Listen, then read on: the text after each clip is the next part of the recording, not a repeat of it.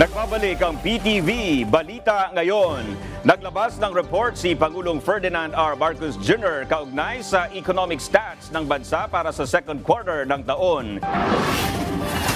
Ibinida ng Pangulo ang 6.3% na paglago sa ekonomiya na isa sa pinakamataas na naitala sa ASEAN region. Itinuro niyang nagbunsod nito ang pagtaas sa investment sa bansa dahil sa Build Better More program ng pamahalaan. Dagdag naman ni President Marcos, may tuturing man itong positibong balita, mas mahalaga pa rin na maramdaman ng tao ang epekto ng mga programa at patakaran ng gobyerno para sa ikabubuti ng buhay ng mga Pilipino. Sa aking mahal na mga kababayan, nais kong ibahagi ang ibang magagandang balita. In the second quarter of the year, our economy grew by 6.3% compared to the previous year, one of the highest in ASEAN. This is due to the increase in investments and construction under the Build Better More program. Bagamat maganda ang datos na ito, wala itong kabuluhan kung hindi maramdaman ng ating mga kababayan.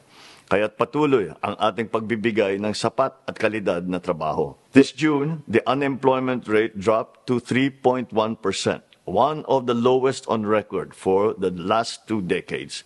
Over 50.3 million Filipinos are now employed, with 63.8% of them in the formal sector. Lalong dumadami ang mga kababayan nating may disente at formal na hanapbuhay at naging bahagi ng middle class. Ang lahat na ito ay patungo sa layunin nating iangat mula sa kahirapan ang bawat Pilipino at abot kamay na natin ito. The poverty rate also dropped to 15.5%, which means we have lifted 2.5 million Filipinos out of poverty, and only 10.9% of Filipino families remain poor. Our goal is to further reduce this rate to 9% by 2028 and improve the lives of 8 million Filipinos. Inuulit ko, baliwala lahat ng ating ginagawa kung walang pagbabago sa buhay ng mga Pilipino.